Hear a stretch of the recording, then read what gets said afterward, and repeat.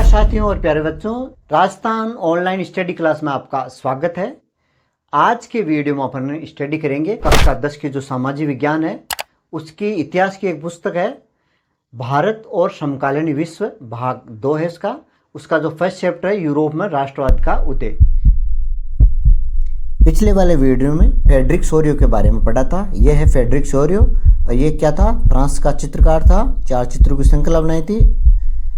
1848 में बनाई थी। चित्र का नाम था कल्पनादश या यूटोपिया। ठीक है।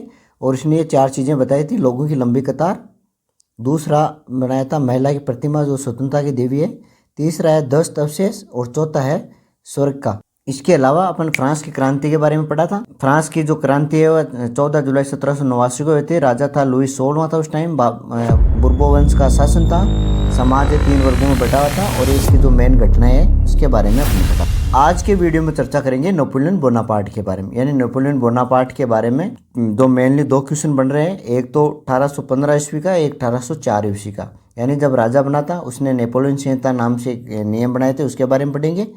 और उसका जो अंतिम युद्ध था वाटरलू का युद्ध, उसमें हार हो जाती है और वियना की संधि करते हैं, उसके बारे में शुरू करते हैं। Napoleon Bonaparte. तो इससे 2 क्वेश्चन आ रहे हैं। पहला तो है जन्म के समय 1804 वाला, तो इसके अंदर आएगा आपका नागरिक संहिता या फिर सिविल कोड। ठीक है, ये बहुत ही इंपॉर्टेंट है, यहाँ से क्वेश्चन आता ही है। तो इसकी परिभाषा देख लेते हैं। नेपोलियन बोनापार्ट ने 1804 ईस्वी में फ्रांस के लोगों के लिए कुछ नियम बनाए।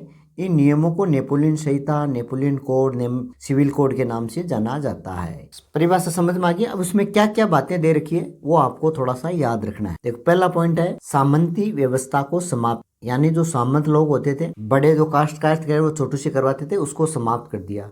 दूसरा है जन्म के आधार पर विशेषाधिकार है वो समाप्त कर दिए।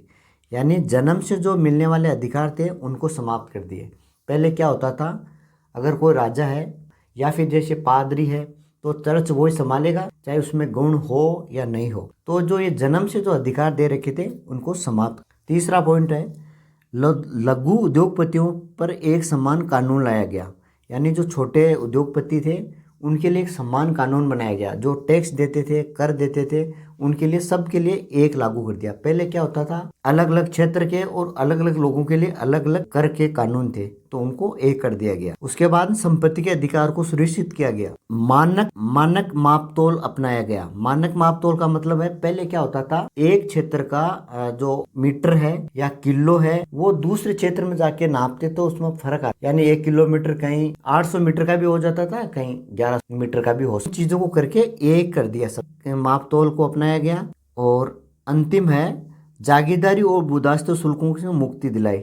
जागीरदारी और जो बुदाश्तों के जो शुल्क लिया जाता था उनसे उनको मुक्ति दिलाई। तो ये है उनके मेन पॉइंट। अब इसको कैसे याद रखोगे? देखो, याद तो रखना है। तो मैंने क्या किया, इसको एक छोटा सा हिंट के रूप में आपको याद दिलाने के लिए लिखा है। ये जो अपना सिविल कोड है, इसी से एक छोटी सी ट्रिक बनाई है, तो आपको समझने में थोड़ा सा दिक्कत नहीं आएगी।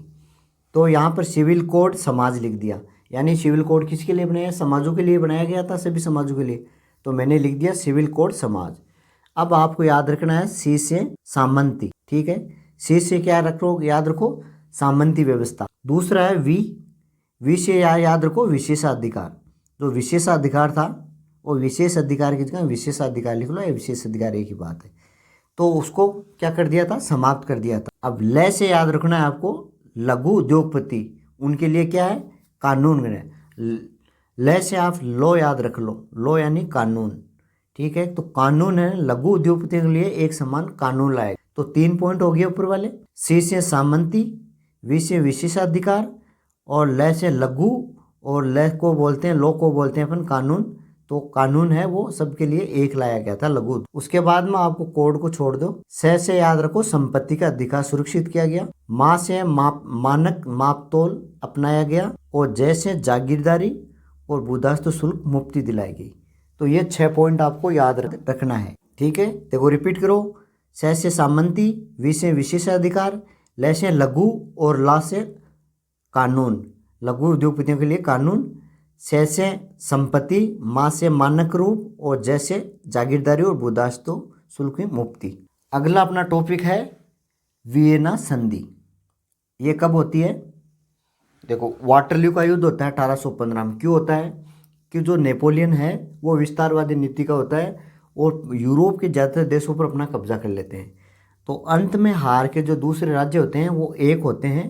तो 1815 के अंदर वाटरलू का युद्ध होता है। इस युद्ध के अंदर अंदर एक तरफ फ्रांस होता है और उनकी सेना, दूसरी तरफ पर्सा, रूस, ऑस्ट्रिया, ब्रिटेन, इनकी संयुक्त सेना होती है। फ्रांस का जो नेतृत्व है वो नेपोलियन बोनापार्ट करते हैं और इन दोनों के बीच में भयंकर युद्ध होता है। अब इसका परिणाम क्या निकलता है? इसमें इस युद्ध में नेपोलियन हार जाता है, नेपोलियन को बंदी बना लिया जाता है और वियना की संधि करनी पड़ती है। तो वियना संधि को आप ज़्यादा डिटेल से नहीं देखना है, आपको मेन पॉइंट याद रखने हैं। तो देखो वियना संधि है वो कब हुई थी? 1815 ईस्वी में। कौन सी सन में हुई थी? 1815 ईस्वी में। स्थान कौन सा था? वियना, जो ऑस्ट्रिया के अंदर है। मेजबानी किसने की थी? ड्यूक मेटरनिक ने। ठीक है, किसके बीच हुई थी? एक तरफ नेपोलियन था, एक तरफ पर्सा, रूस, ऑस्ट्रिया, फ्रेब, जिसको आपको फ्रेब के नाम से बताया गया था। देखो परिणाम, तो सबसे पहला जो है पॉइंट था वो बुर्बो राजवंश को सत्ता में वापस लाया गया। दूसरा है फ्रांस ने नेपोलियन के अधीन किए गए क्षेत्र को खो दिया, यानी नेपोलियन ने जो दूसरे छोटे छोटे राज्यों को जीता था उनसे वापस वो छीन लिए गए। तीसरा है जर्मन संघ में कोई परिवर्तन नहीं किया गया। 39 राज्यों का जो जर्मन संघ बनाया था नेपोलियन ने, उसमें कोई परिवर्तन नहीं किया। ये 3 पॉइंट तो ये हो गया। फ्रांस की सीमा पर छोटे छोटे राज्य बना दिए गए ताकि भविष्य में फ्रांस विस्तार न करे, यानी जो फ्रांस था उसके चारों तरफ छोटे छोटे राज्य बना दिए ताकि ये विस्तार ना कर सके। ठीक है, अब इसके अंदर क्या करते हैं, एक उत्तर में तो नीदरलैंड को जोड़ देते हैं, दक्षिण में फिनलैंड में जिनेवा को जोड़ देते हैं, ऑस्ट्रिया में उत्तरी इटली जोड़ देते हैं। ये छोटे छोटे राज्य बनाते हैं नए। तो इस प्रकार से फ्रांस को विस्तार करने से रोकने के लिए ये चीज़ें सब करते हैं और ये वियना संधि का परिणाम होता है। तो ये था अपना छोटा सा वीडियो, आशा करता हूँ आपको पसंद आया होगा। पसंद आया तो शेयर और लाइक जरूर करें। मिलते हैं नेक्स्ट वीडियो में। धन्यवाद।